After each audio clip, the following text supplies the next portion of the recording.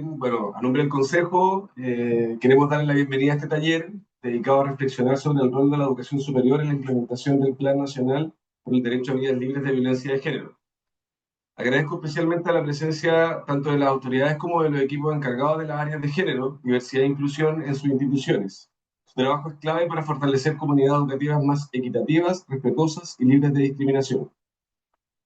Este 25 de noviembre se conmemoró el Día Internacional de la Eliminación de la Violencia contra las Mujeres, recordándonos la persistencia de un problema estructural que afecta la vida y proyectos de millones de ellas. En este marco, el Ministerio de la Mujer y la Equidad de Género lanzó la campaña en este año Una ley en nombre de todas, orientada a visibilizar la ley integral para prevenir, sancionar y erradicar la violencia contra las mujeres, promulgada en 2024 tras un extenso proceso legislativo, como bien saben. A poco más de un año de su vigencia, esta ley marca un cambio relevante al establecer obligaciones claras para la coordinación interinstitucional, digo, y para garantizar respuestas oportunas y centradas en los derechos de las mujeres. La cifra evidencia la urgencia. El año pasado se registraron 50 femicidios, 132.555 denuncias por violencia intrafamiliar, cuya representación es cada 7 de cada 10 víctimas son mujeres, y más de 21.000 delitos sexuales, equivalente a una agresión cada 25 minutos. Estas cifras levantadas por la Red Chilena contra la Violencia hacia las Mujeres muestran la magnitud del desafío y la responsabilidad de todas las instituciones del Estado. La Ley 21675 reconoce múltiples formas de violencia, tanto física, psicológica, sexual, económica, obstétrica, simbólica e institucional, presentes también en los espacios educativos, lo que obliga a fortalecer la prevención, la protección y la reparación. Como Consejo, reafirmamos nuestro compromiso con promover una cultura de respeto y equidad de género en el sistema educativo. Este taller precisamente busca profundizar en los alcances de la Ley 21675 y en su implementación a través del Plan Nacional 2023-2030, que articula políticas y acciones para todos los sectores del Estado, incluida la educación superior como sector. Agradecemos especialmente la participación de nuestra relatora, Marcela Gutiérrez, quien es profesional de la División de Políticas de Igualdad del Ministerio de la Mujer y la Equidad de Género, quien nos va a presentar estos contenidos para luego abrir un espacio de diálogo y preguntas. Reitero el agradecimiento por la presencia de hoy y por el compromiso que cada uno tiene y cada una de sus instituciones tiene también con la construcción de comunidades educativas libres de violencia de género. Le doy el paso ahora a Marcela Gutiérrez. Gracias, Gonzalo. Bueno, gracias, Consuelo, también. Eh, Saludarles a todos y a todas.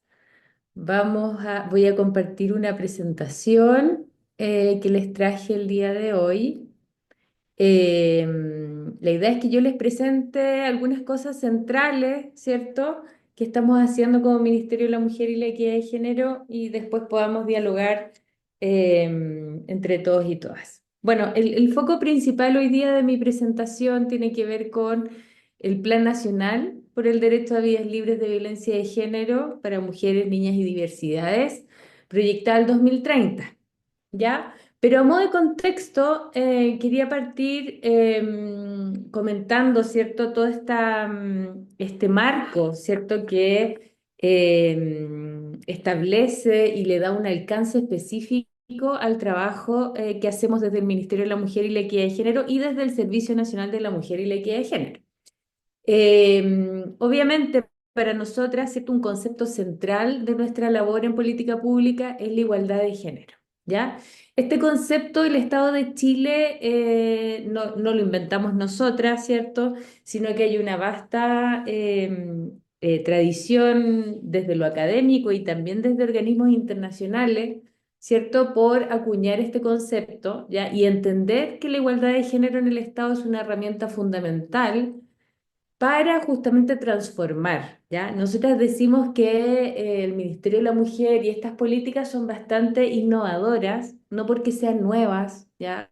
Piensen ustedes que el Servicio Nacional de la Mujer ya se instala en 1991, es decir, llevamos 30 años por lo menos de políticas públicas de género, no es algo nuevo en el Estado, pero sí es innovador porque busca transformar y busca transformar y mejorar condiciones de vida en distintos ámbitos políticos, económicos, sociales y culturales. En ese sentido, tiene una mirada integral eh, lo que hacemos, ¿cierto?, en esta política pública de igualdad.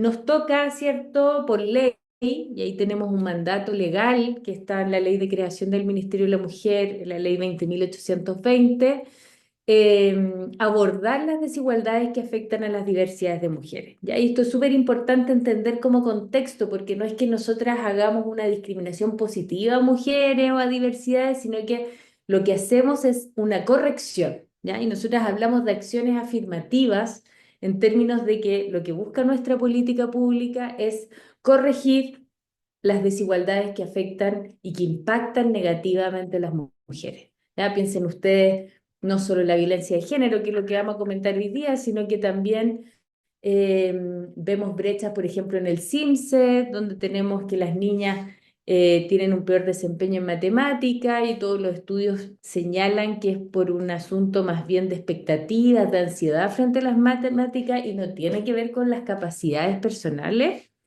frente a estas áreas del conocimiento. O la brecha salarial, por ejemplo. ¿Sí? En Chile todavía las mujeres por el mismo rol, mismo cargo, ganan menos que los hombres. Entonces, tenemos desigualdades hoy día medibles, ¿ya? Nosotros trabajamos con datos como todo el Estado, y entonces nos toca en este mandato legal abordar esas desigualdades, ¿ya? Ir corrigiendo. Obviamente hemos avanzado, llevamos muchas ya décadas de política pública en esta área. Y el otro concepto importante que quería mencionarles para dar un poco de contexto es que nosotros lo que hacemos es transversalizar la perspectiva de género, ¿ya? Esto se concuerda a través de un consenso, ¿no?, internacional. eh, ya se establece en 1997 y ya se empieza a conversar esto desde Beijing, ¿no? Esto fue en 1995, este gran encuentro de mujeres en Beijing. Y luego se materializa en esta definición de 1997 que ya queda en los documentos oficiales, en donde se define que la transversalización de género es un proceso que examina, que mira, ¿cierto?, las implicancias que tienen las políticas públicas o toda acción pública eh, para mujeres y hombres, entendiendo que tienen distintos impactos y tienen distintas necesidades, ¿ya? Por lo tanto, la transversalización como estrategia, porque no es el objetivo final es la igualdad de género, pero la transversalización como estrategia para lograr la igualdad es una herramienta para hacer de los intereses y necesidades de hombres y mujeres una dimensión integrada, ¿ya? En el diseño, en la implementación, en el monitoreo y en la evaluación de políticas. Tiene una mirada sistémica, ¿cierto?, de estructuras, de políticas, de programas, y busca entonces ir permeando estas estructuras. Esto ustedes ya podrán ir deduciendo, ¿cierto?, que no lo podemos hacer nosotras como Ministerio de la Mujer sola, ¿ya? Entendiendo que es un proceso de transversalización, es decir, de permear todas las estructuras públicas y sociales. Por lo tanto, es tarea de todos los ministerios, de todos los servicios públicos y de todas las instituciones y organizaciones. Y ahí entran ustedes, por supuesto, como instituciones de educación superior, donde también han desarrollado ya, porque también tienen avances en estas materias, un rol muy estratégico de transformación y de abordaje de las desigualdades. ¿Ya? Eso como contexto. Además, contarles que como Ministerio de la Mujer, nosotras implementamos una estrategia de transversalización, porque no es algo declarativo, ¿no? Sino que tiene una metodología específica y tiene instrumentos específicos, ¿ya? Los más importantes son los planes nacionales. El primero que está acá, ¿cierto? El cuarto Plan Nacional de Igualdad entre Hombres y Mujeres, 2018-2030. Esta es nuestra hoja de ruta, está mandatada por ley también, en nuestra ley 20.820. Se nos mandata a formular, a implementar y a evaluar este plan. Dice cuarto plan porque efectivamente es el cuarto plan que tiene el Estado de Chile. El primero fue en 1994, ya unos poquitos años después que se instalara el Servicio Nacional de la Mujer. Por lo tanto, tenemos ahí una continuidad de planes nacionales que es bien reconocida a nivel latinoamericano. Tenemos los programas de gobierno, ya cada 4 años. Hay programas de gobierno que tienen más énfasis en género, otros menos, pero hemos mantenido también en general programas de gobiernos que tienen acciones específicas hacia mujeres, que abordan las desigualdades de género. Eh, Obviamente este último gobierno uno puede ver que tenía una preocupación especial por el tema y aportó, digamos, profundizando esta estrategia de transversalización. Tenemos también otros instrumentos como los compromisos ministeriales de género, que son compromisos que hace cada ministerio. Hoy día tenemos 25 ministerios contándonos a nosotras, y cada uno genera, ¿cierto?, compromisos específicos. ¿Ya? Este también es un instrumento más bien del periodo de gobierno y no del Estado, ¿cierto?, como los planes nacionales. El Plan Nacional por el Derecho a Vías Libres de Violencia, que es lo que nos convoca hoy día un poco más específicamente, eh, está actualizado y armonizado con la ley. Ya ustedes saben que también, y algo que vamos a conversar hoy día, la ley integral, que es la 21.675, promulgada hace un poquito más de un año, ¿cierto? Es la que amplía esta clasificación y esta tipificación de los tipos de violencia de género. Ustedes, mirando un poco la historia, podrán recordar que en 1994, 1993, se promulga la primera ley de violencia de género, pero era específicamente acotada a violencia intrafamiliar, ¿cierto? A violencia en espacios, digamos, de convivencia o íntimos. Pero esto ya se amplió porque claramente la violencia de género no solamente se expresa en esos espacios, sino que en otros, ¿ya? En espacios educacionales, en espacios laborales, incluso en espacios de salud, ¿ya? De hecho, la ley establece, por ejemplo, la violencia ginecobstétrica, que no estaba antes tipificada legalmente. Y otros tipos, como por ejemplo la violencia digital, que también es más común, digamos, y no quedó tipificada en la ley específicamente, pero ahora hay un proyecto de ley para definirla que se está discutiendo en el Congreso. Tenemos también otros instrumentos, y voy a ir rápido en esta parte porque el objetivo es contextualizar. Es el PMG de género, que algunos de ustedes lo conocerán, que es el Programa de Mejoramiento de la Gestión.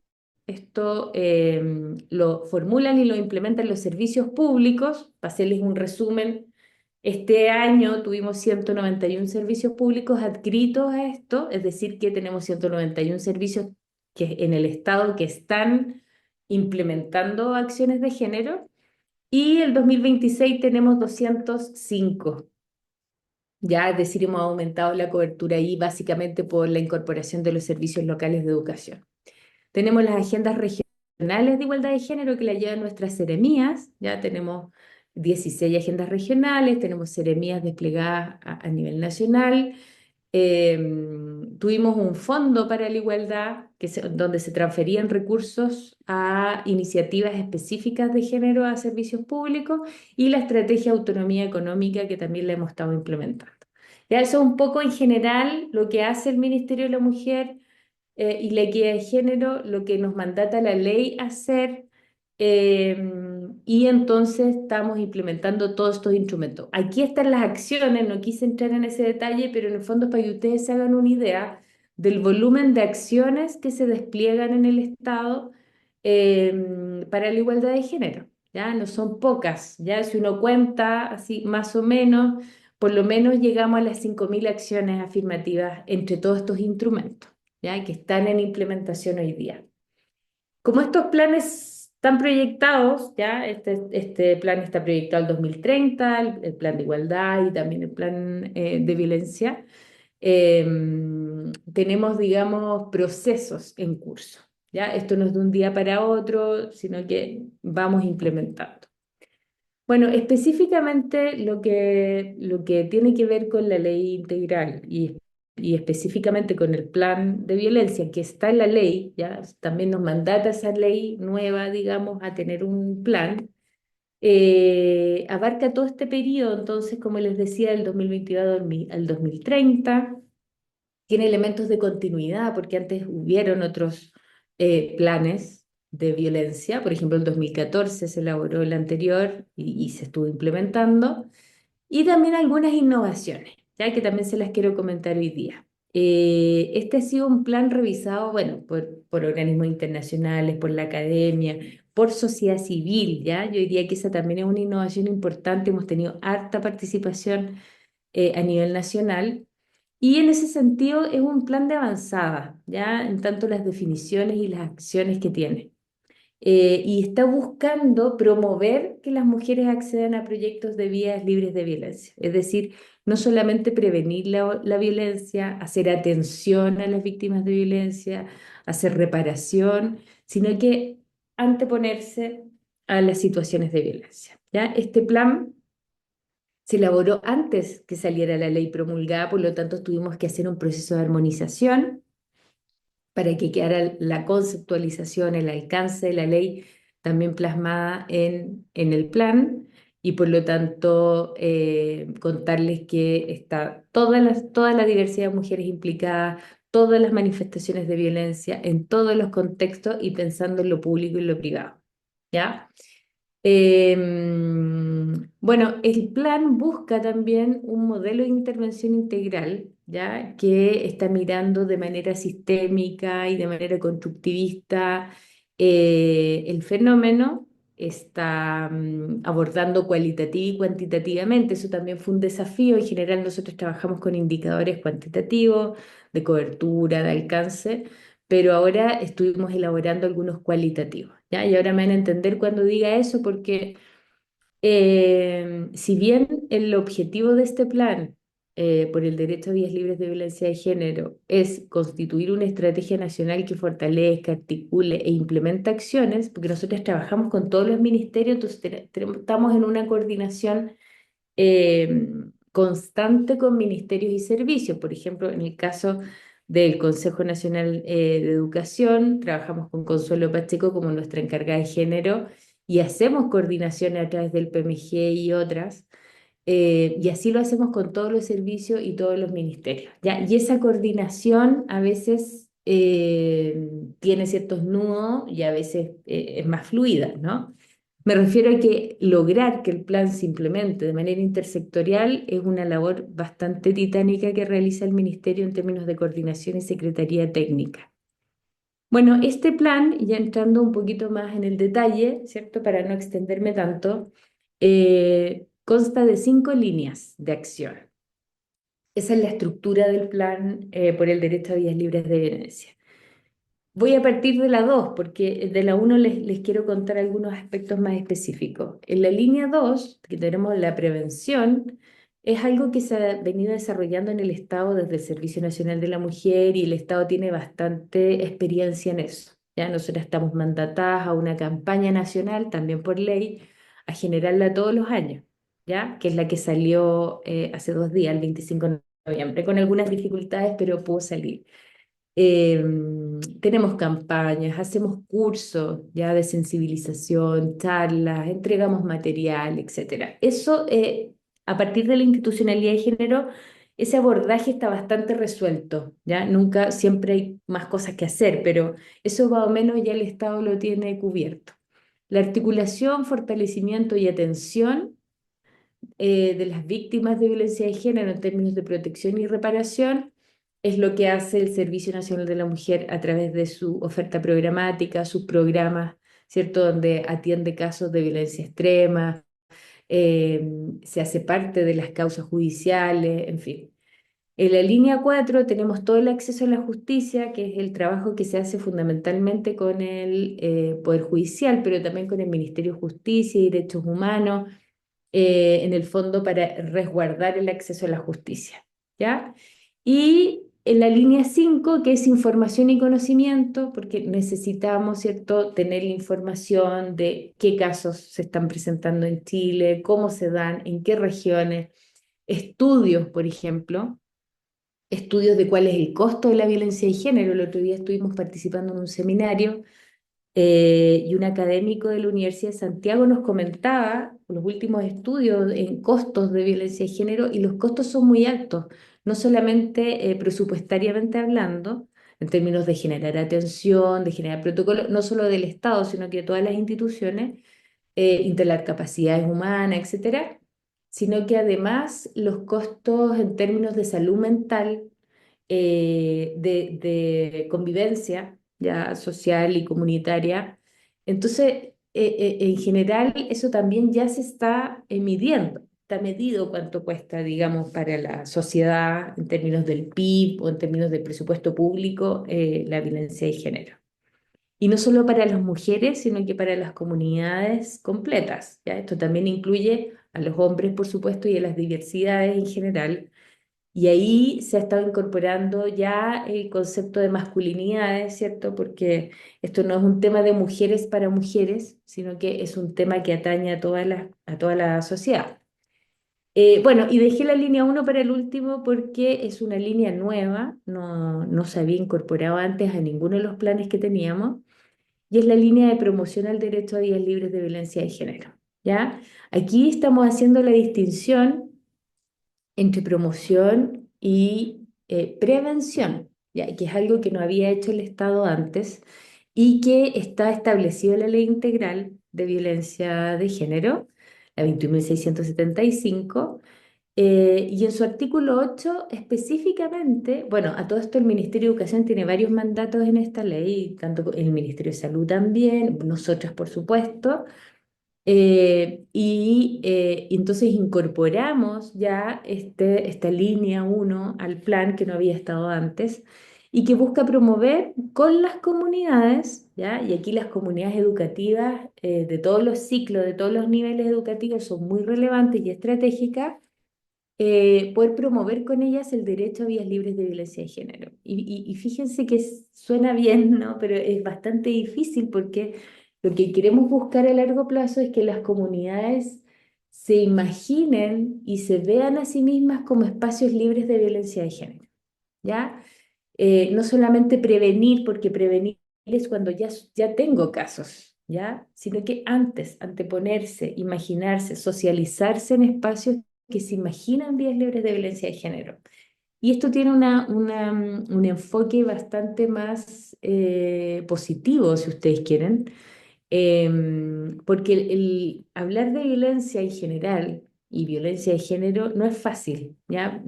Para nosotras como Ministerio de la Mujer no es fácil, a veces tenemos resistencia, la gente se cansa también de escuchar estos casos que son cada vez más terribles, hay una saturación que se produce con los temas de violencia que estamos buscando abordar de otra manera, ¿ya? Entonces, esta línea tiene varios objetivos.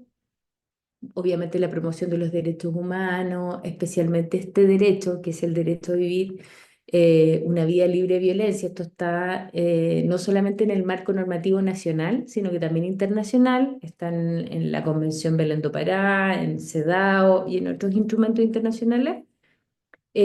Obviamente promover la igualdad de derechos, eliminar las formas de discriminación.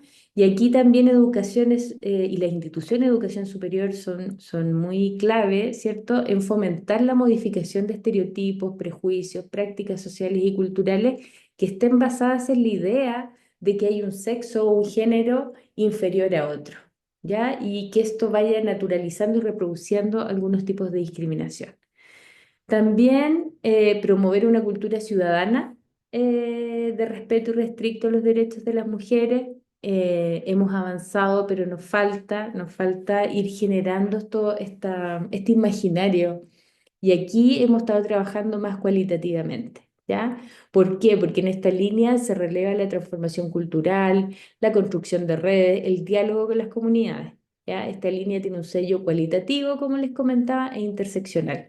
Una de las innovaciones que tiene, además de esta línea en sí misma, porque es nueva, es que se ha hecho un énfasis en masculinidades, ¿ya? Comunidades educativas y también en el marco de lo que nos está mandatando hoy día esta ley nueva en su artículo 12, que es todo lo que tiene que ver con educación no sexista y el trabajo con los medios de comunicación, ¿ya? Comentarles que en masculinidad ya hemos avanzado. Hemos estado realizando talleres a nivel nacional con el sistema de educación pública, con todas las comunidades educativas, con docentes, con directivos, con estudiantes. De hecho, hoy día en la tarde tenemos otro acá en Santiago, un taller de masculinidades, en el fondo para ir transmitiendo cuál es el rol también de los hombres, de los varones en estos temas, ya como masculinidades positivas, libres de estereotipos, que estén vinculados a una corresponsabilidad y cuidado, por ejemplo.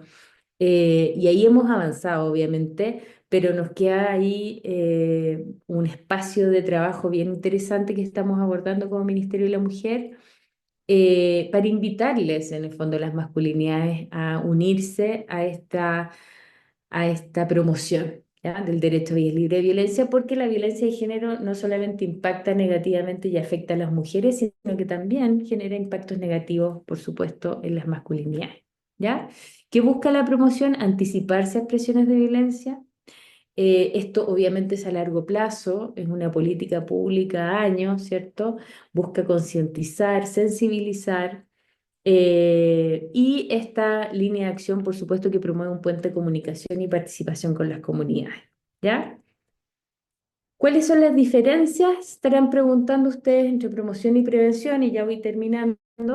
Eh, Esto está en construcción, porque, bueno, lo consultamos, trabajamos con UNESCO, por ejemplo, trabajamos con la Organización Internacional del Trabajo, que estuvimos también hace un par de días con ellas en un taller para poder hacer esta distinción, que no es fácil hacerla, pero que ya se ha dispuesto entonces a través de esta línea nueva a hacerla.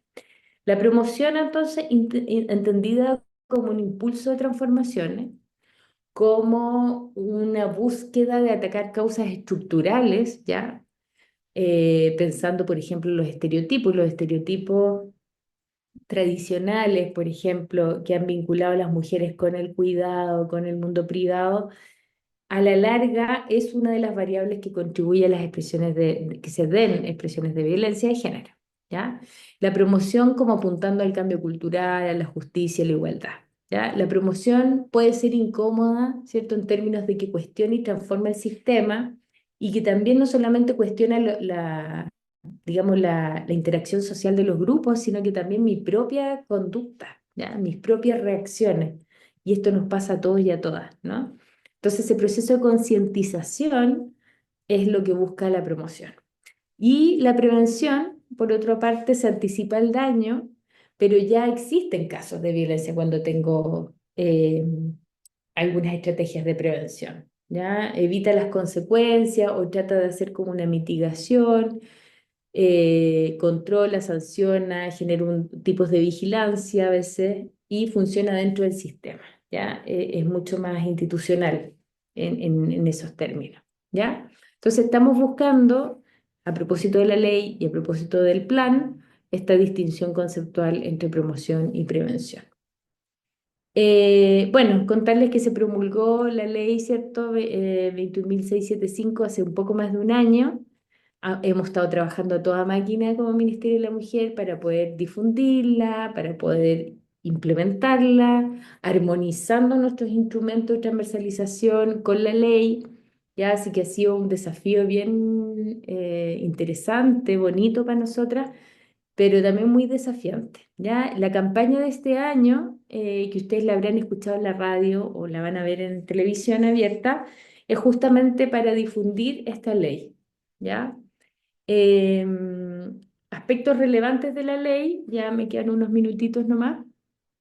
Bueno, esta ley se discutió 7 años en el Congreso, ¿ya? No, no es una ley que salga de un día para otro, es una ley que se estuvo digiriendo, digamos, y conversando mucho, y logró entonces ser promulgada el año pasado, con diversos objetivos, pero básicamente lo que busca es fortalecer la articulación de medidas sectoriales, fortalecer la prevención, el acceso a la justicia, tiene objetivos de las medidas generales de atención, protección y reparación. ¿Ya? La reparación siempre es un tema complejo para el Estado, pero hemos estado tratando de avanzar en eso también, y nos mandata el diseño, implementación y evaluación de este plan nacional que les comentaba, ¿ya?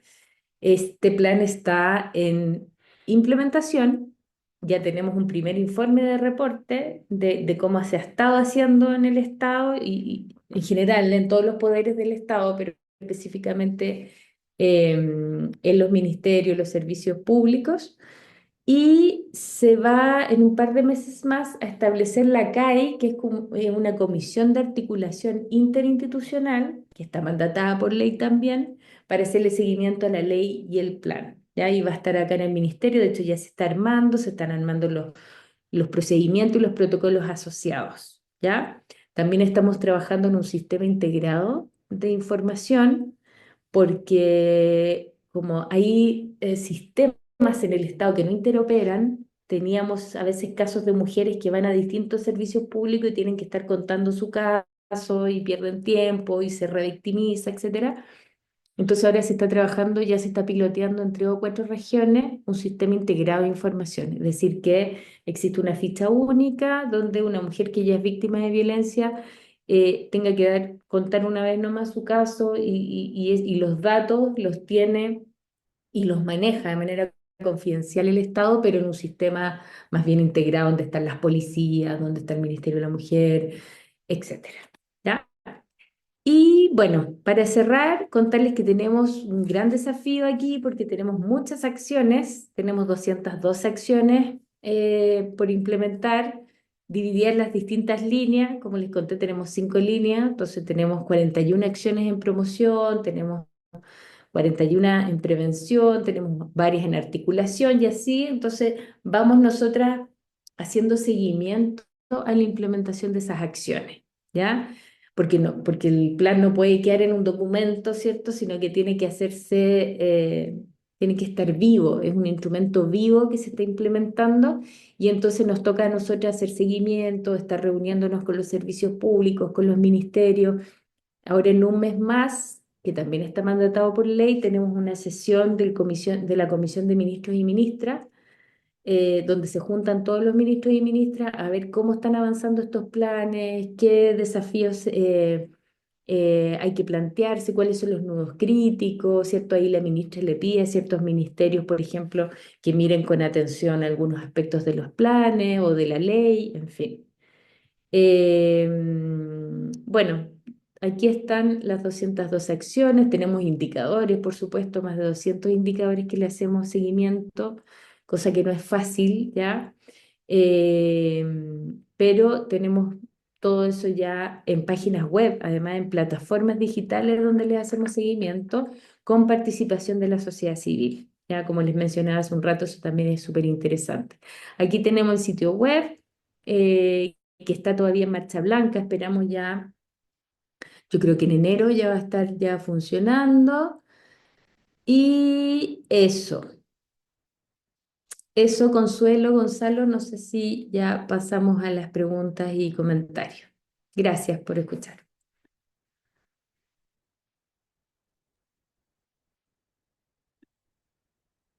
Gracias, Marcela, por tu presentación. No sé si hay alguna pregunta, algún comentario. Pueden levantar la mano, ya los vemos a todos. Eh, yo tengo una pregunta, no sé si soy el primero en preguntar, ¿me parece? Mi nombre es Ronaldo Águila, soy el director de la sede Coyhaique del CFT estatal Aysén. Eh, bueno, soy sociólogo de profesión y trabajé cerca de 10 15 años, digamos, justamente en el sector público, en el Departamento de Salud Pública, a cargo y como colaborador, como profesional de apoyo, digamos, en varios programas de promoción, estilo de vida saludable, ¿verdad? Y también trabajé muchos más años, digamos, en el SENDA. Era jefe técnico de prevención, después encargado de programas, ¿verdad? Tuve una trayectoria, digamos, en la temática. Y la pregunta que voy a hacer quizás no es la más importante de acuerdo al nombre de la ponencia, digamos, que tiene que ver, digamos, con, bueno, el rol de la educación superior justamente en esta temática. Que tú lo mencionaste al final, digamos, como señalando que los centros de formación, los institutos profesionales, la universidad, la educación superior, que son formas, son un actor clave, digamos, en el proceso y me hace sentido eso. Pero mi pregunta tiene que ver, digamos, más bien con lo que desde mi experiencia eh, me genera dudas y quizás, digamos, y me doy cuenta que también ha sido complejo para ustedes y que tiene que ver con esta distinción conceptual entre promoción y prevención, ¿verdad? Porque era la gran pregunta que desde mi experiencia en el sector público nos hacíamos. ¿En qué medida podemos diferenciar claramente lo que es promoción de prevención? Y cómo eso se puede traducir en acciones específicas que aporten para uno u otra dimensión. Ah, esta es una pregunta antigua, digamos, dentro de las políticas públicas que están encargados, digamos, de trabajar lo que son los problemas, las vulnerabilidades, digamos, las dificultades, digamos, de las personas y sus comunidades.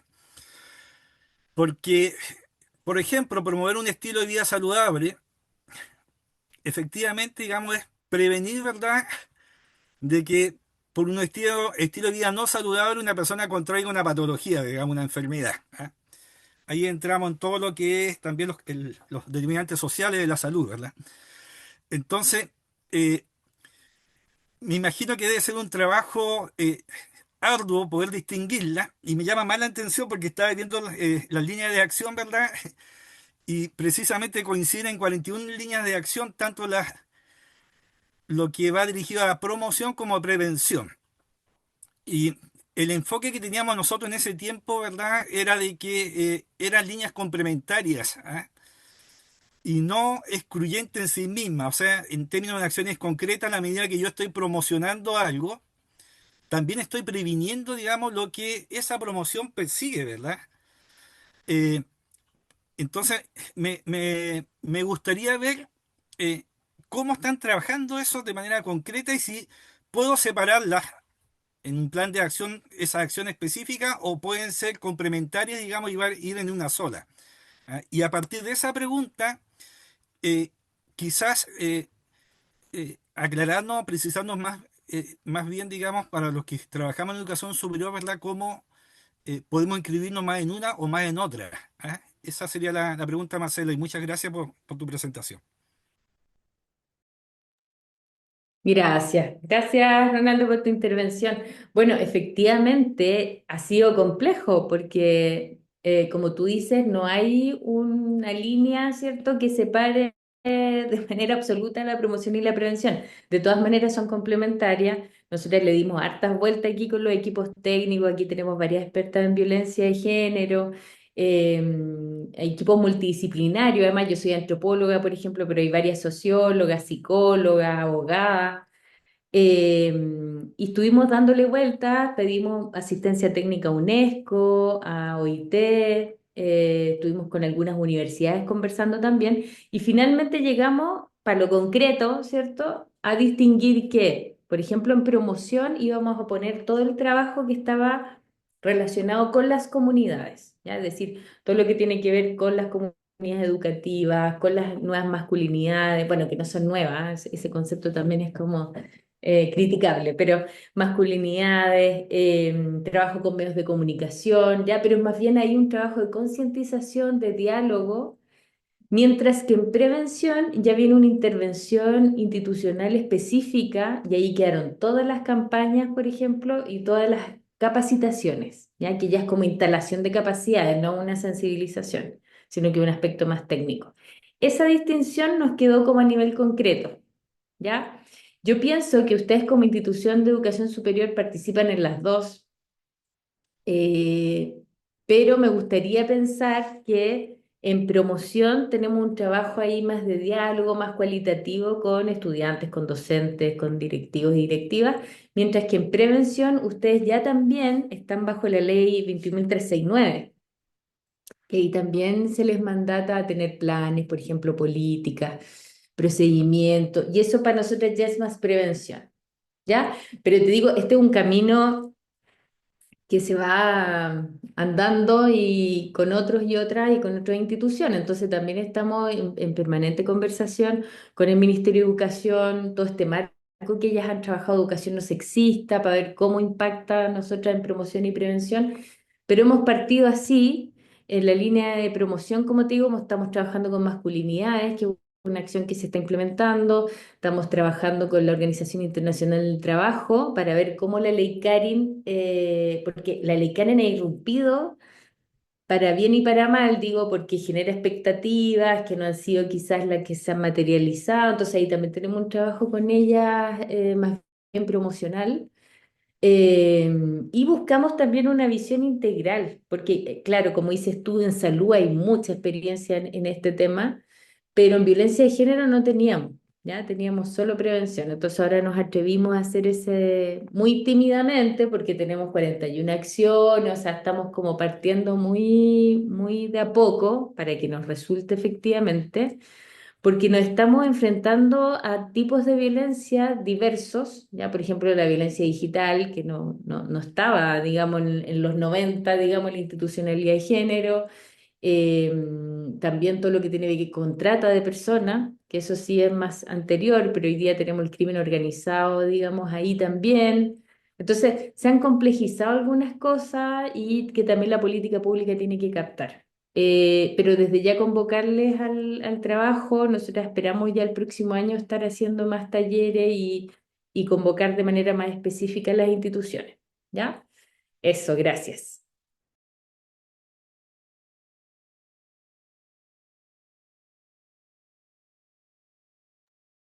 Diego tiene, levantó la mano, Diego Co, por cierto. Hola, ¿qué tal? Gusto saludarlas. Ustedes han venido todos los convocados. La verdad, ¿me escuchan bien, verdad? Sí, la verdad que he escuchado atentamente tanto la señora Marcela como doña Consuelo. Y la verdad que el trabajo es arduo, el trabajo es complejo, pero lo importante no es preocuparse, sino ocuparse y creo que se está haciendo.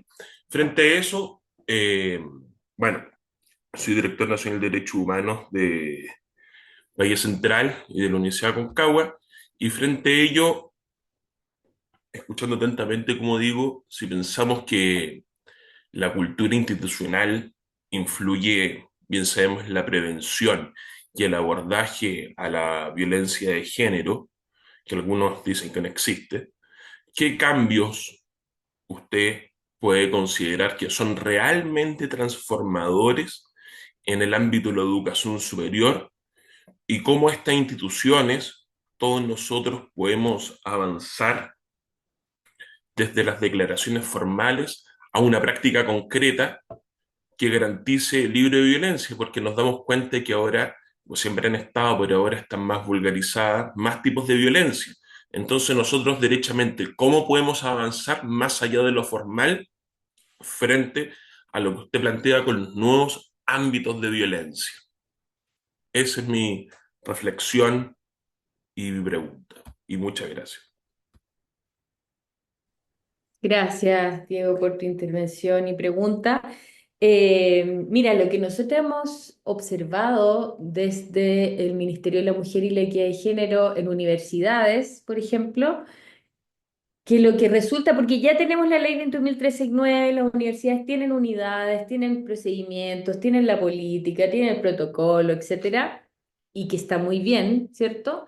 Pero, como decimos nosotras, a veces el tema de violencia se come toda la discusión, ¿ya? Obviamente, porque el tema urgente, el tema grave, pero hay algunas universidades que han estado explorando una mirada un poquito más amplia en términos de ir trabajando otras brechas, ¿ya? Y no focalizarse, o sea, por supuesto atender los casos, abordar la violencia, pero ir mirando otros ámbitos. Por ejemplo, participación de mujeres en áreas masculinizadas. Por ejemplo, trabajo con masculinidades, como les decía en promoción. O sea, aquí hay que incorporar a los hombres a este diálogo porque si no terminamos mujeres discutiendo con mujeres un tema que es para todos y todas. Eso también ha estado incorporándose hace poco en las universidades, ya esta línea de trabajo con masculinidades, de prevención, de promoción, eh, y en el fondo de ir abordando brechas de manera más sistémica y no actuar cuando ya tengo el caso de violencia, que obviamente ya es muy tarde.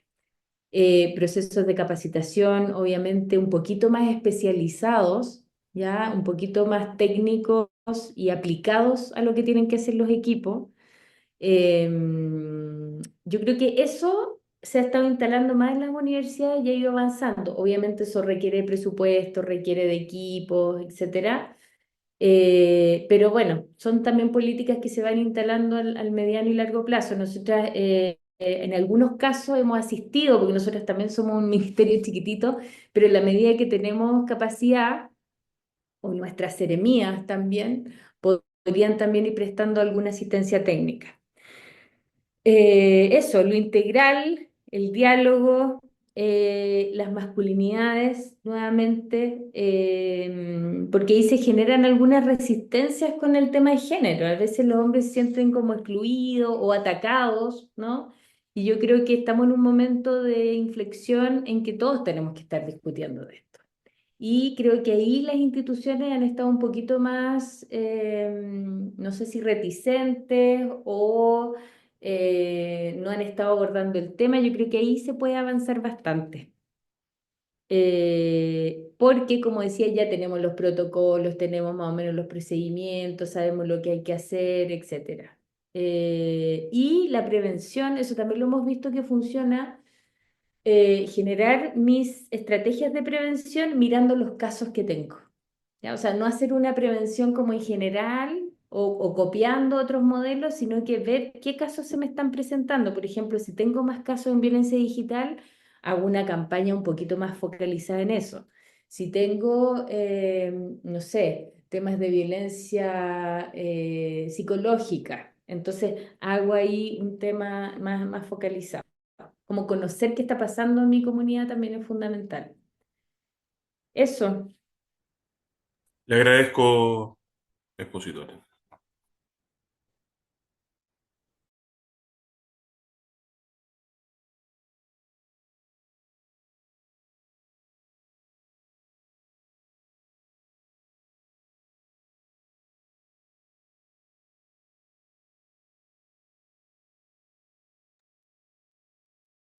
Yo quiero solo como consultar respecto a, a este plan, cómo se va a implementar, cómo se implementa, cómo se lleva a cabo, cómo va a llegar a las instituciones de educación superior. ¿Es por los servicios que trabajan directamente con las instituciones o va a haber también un trabajo directamente con las, o sea, como una solicitud a las instituciones específicas?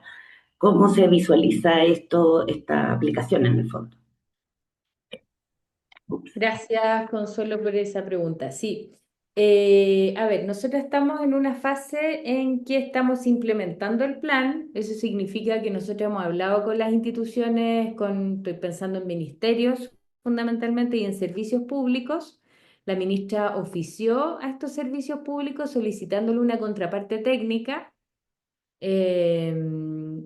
con la que nosotras conversamos. ¿Qué quiere decir conversar? Quiere decir que la citamos a una reunión bilateral o a la mesa técnica ampliada y le decimos, tenemos estas acciones, usted tiene que participar en esta acción y en el fondo, ¿cómo va a contribuir a que esta acción se cumpla? Tenemos acciones 2025, 2027 y 2030, ¿ya? Entonces ahí las conversas son distintas.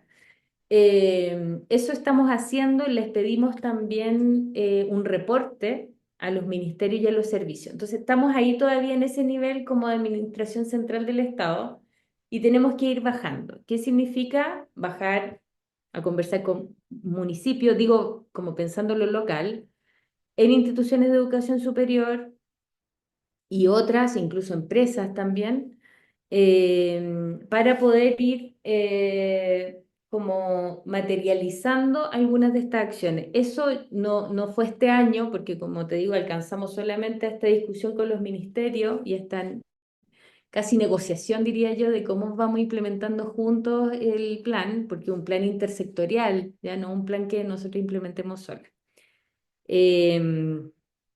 Eso, en esa fase estamos, vamos a tener primer reporte ahora en diciembre y pensamos ya que el próximo año tenemos cambio de gobierno, las nuevas autoridades en general nos pasa, eh, llegan, revisan los planes, hacen algunas adecuaciones y vuelve a seguir implementándose el plan que nos ha pasado en administraciones anteriores Y ahí entonces vamos a tener una primera conversación con municipios y luego al menos la línea uno, ¿cierto? Que es la que le estamos dando bastante prioridad, con instituciones de educación superior. Eso va a ser en conjunto con los servicios que trabajan, o sea, ustedes, por ejemplo, la Subsecretaría de Educación Superior, la Superintendencia de Educación Superior, que también tenemos una conversación con ellas bien fluida. Tenemos la mesa 21.000, o sea, la mesa de género y educación superior, donde la Consuelo también es contraparte técnica, y a través de ahí entonces vamos a ir haciendo implementación y seguimiento, que es como paralelo los dos procesos de este plan. Tenemos que tener un informe anual, por lo tanto ahí también eventualmente se les puede pedir información a las instituciones de educación superior de cómo, de buenas prácticas, por ejemplo, qué es lo que han estado haciendo. Mientras tanto, lo que sí les pediría Consuelo y ahí apoyo es que les puedan enviar el plan, que las instituciones puedan revisar ese plan, mirarlo internamente con sus equipos y ver también cómo lo que están haciendo está alineado a la ley integral y a este plan.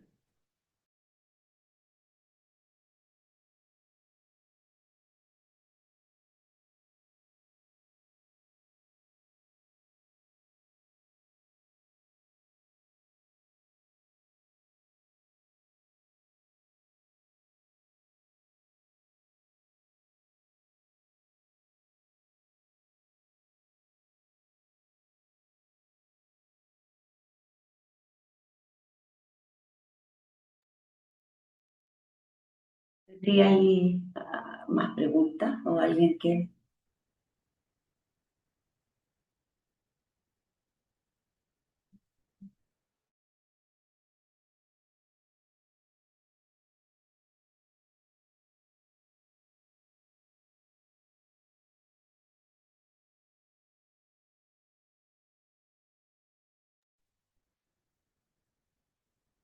El chat, alguien pregunta sobre si podemos compartir el PPT. Sí, de todas maneras se los enviamos a través de Consuelo y el plan también que está publicado en nuestra web institucional, tanto el plan de igualdad como el plan por el derecho a días libres de violencia, para que lo puedan mirar. Javiera, tú tienes la mano levantada.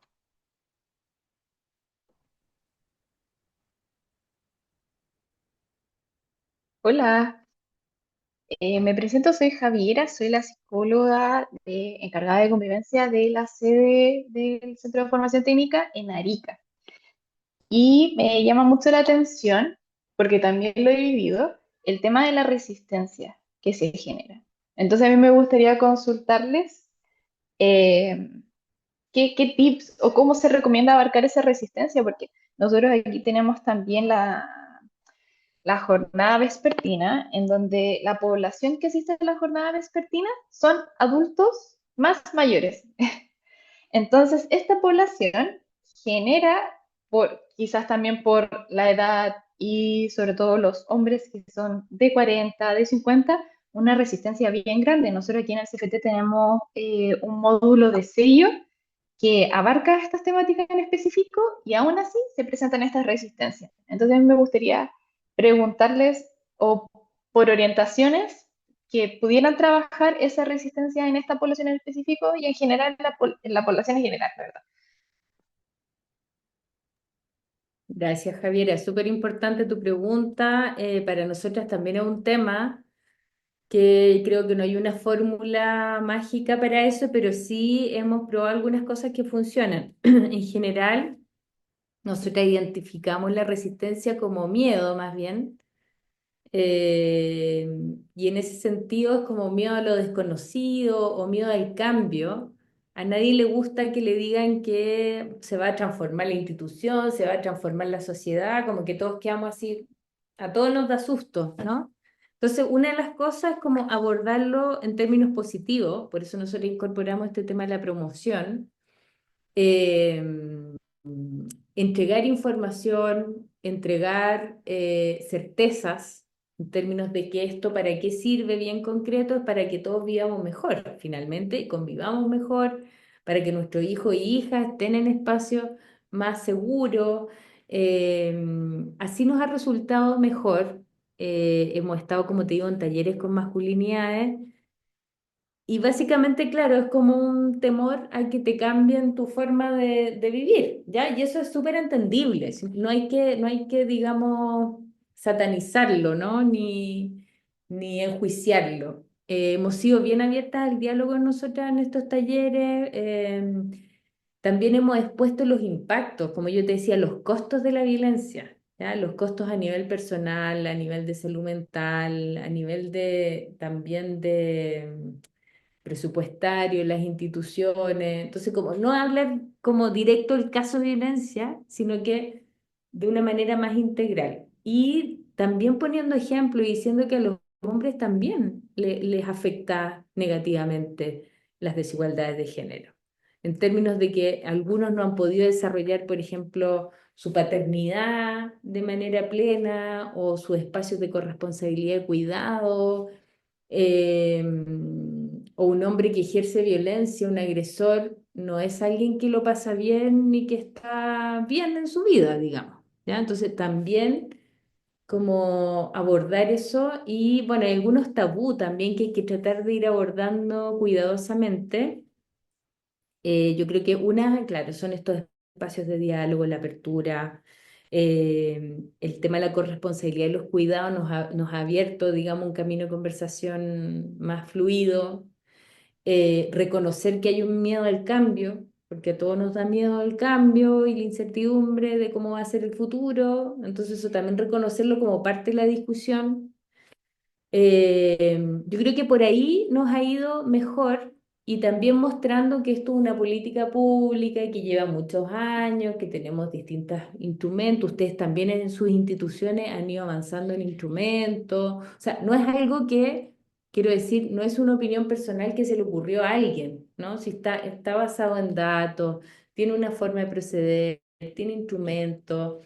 Eso también nos ha abierto, digamos, un poco la conversación y el diálogo.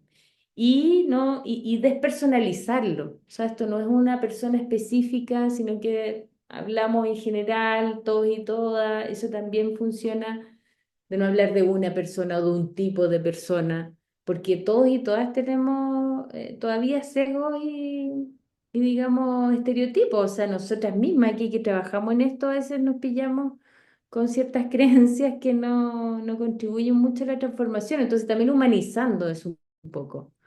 Eh, eso. Eso creo que nos ha funcionado un poco, pero como te digo, no hay fórmulas mágicas y yo creo que tenemos que trabajar ahí en cosas más innovadoras.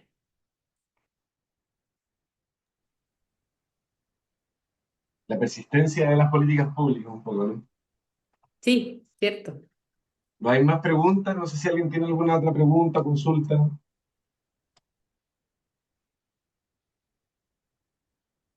Así que no. Les volvemos a agradecer a todas y a todos su participación y especialmente a Marcela por presentarnos el taller y generar esta instancia de diálogo. También a Consuelo, que es la contraparte, digamos, de estos temas en el Consejo Nacional de Educación.